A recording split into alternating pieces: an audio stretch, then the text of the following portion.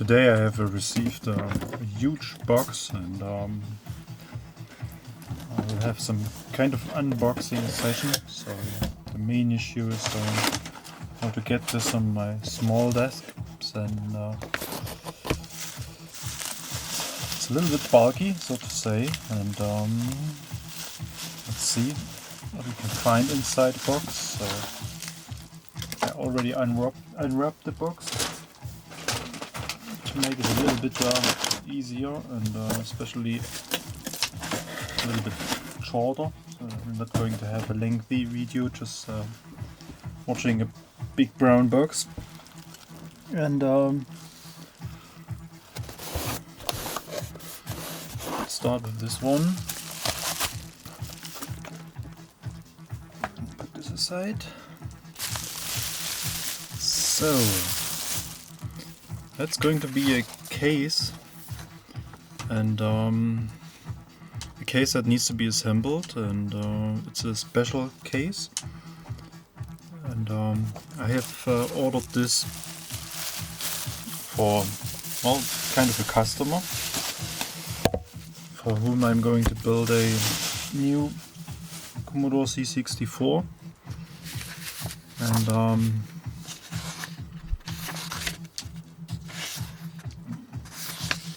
it's a transparent case, and it is a lasered with a special let's see this side.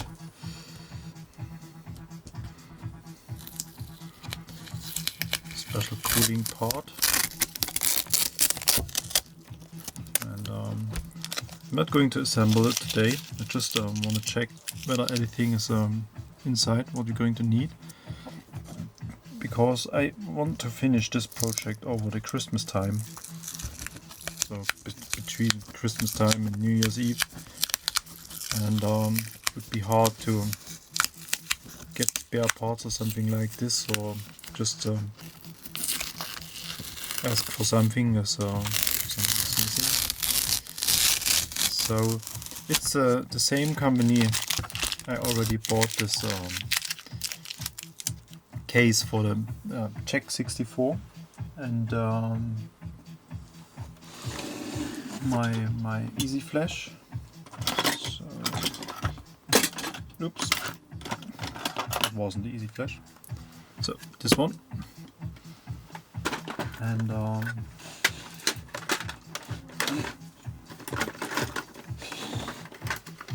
I'm really convinced by the quality they provide. So as you can probably see, the case for this Easy Flash is a really exceptional quality, so to say. And the case for this C64, it's hopefully going to be the same. And you can see that we have some letters creating kind of a word. And this is a German pronunciation for a 0 page, and that's probably not really telling something to everybody, but I think this is going to be the main housing.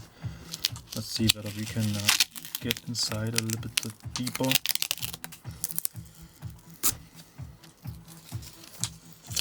And as usual, the parts are covered with plastic, so there's a protection layer on it, so there are no scratches or something like this on the material itself. It's just a kind of additional packaging, and it's going to be quite a huge case. So even if this is the case for the 469 board, the smaller board, it is still quite huge. And the reason for this is that to keep the case as low as possible, the keyboard is set back, or well, from my perspective right now. so that it is a little bit lower above the main board, like we can see this in this modern C64-2 cases. But due to the way the case is constructed, it's still a little bit bigger than a normal C64 in terms of depth. So I'm assuming that the base layer of this package is going to be the ground plate, so to say. And this is the cover. This is the rear cover with this 0 page on it. And just put this aside and see how deep the rabbit hole goes. Here we go. Yes. So that's the base layer.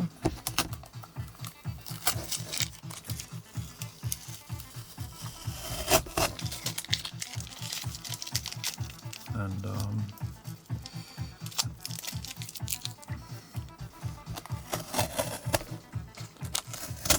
just to have an impression how big this is going to be, I just want to get rid of this adhesive tape. It's a little bit annoying, but for the transportation it's very helpful to keep everything in place. So then let's grab a board. Well, we can go for the reloaded board. I mean, it's the same shape like a 469 board.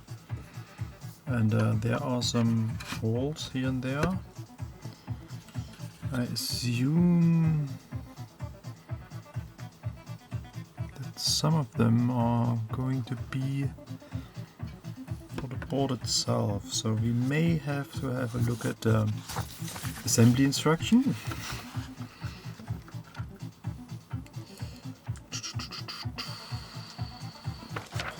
So yes, it's almost like I try to approach it. So these holes are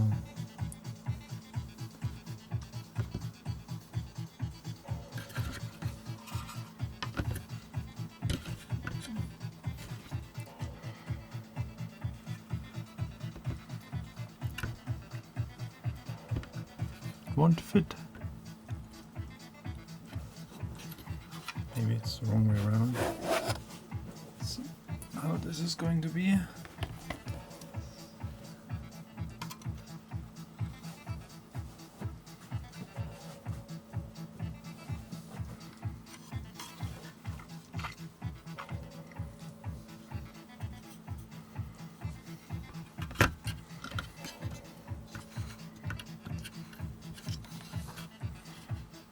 So, yes, this makes sense. So we got one hole here.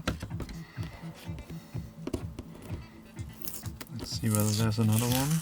Yes, there's another one here.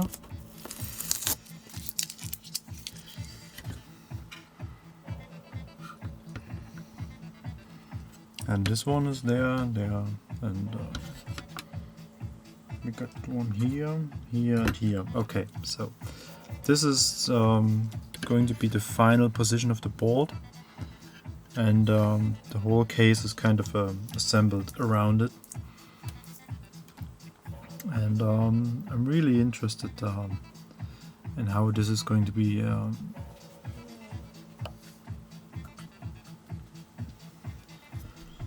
assembled and how it's going to look like if we are done with it. So that's the base, and here we see all those small parts which we need to break out. And yes, I think this is going to be a quite interesting assembly session, and I can actually promise I'm going to record this, and I hope we will have some fun with it. And one additional feature of this case is it is illuminated, and an additional box with more parts in it. Let's see.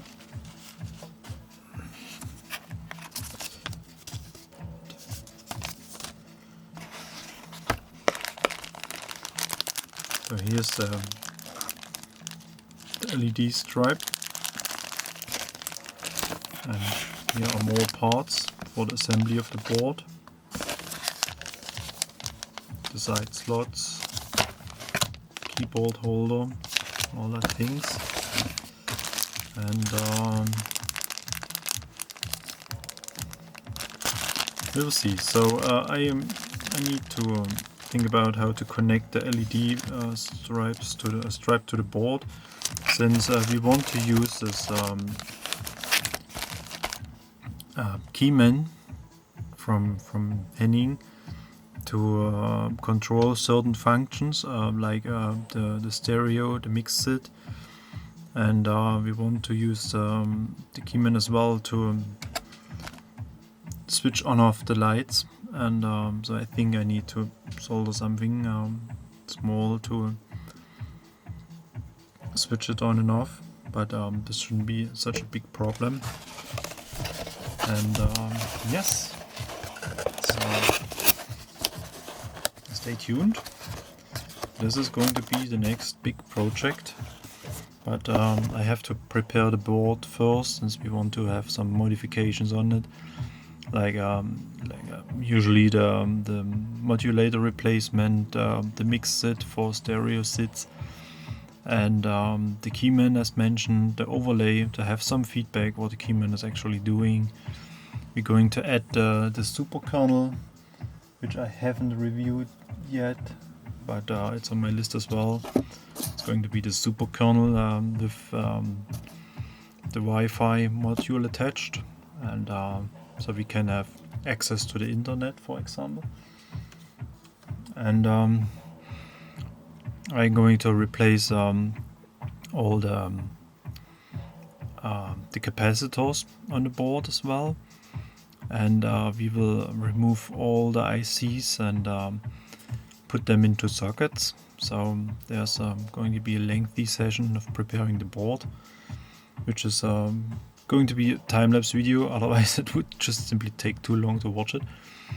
And yes, so if you have any questions about this parts and where to get this, and whatever comes to your mind, feel free to comment the video, and as usually, if you like the video, just thumbs up please, and if you want to stay informed about the progress of building this computer, feel free to subscribe, and then you will get some notifications about new videos.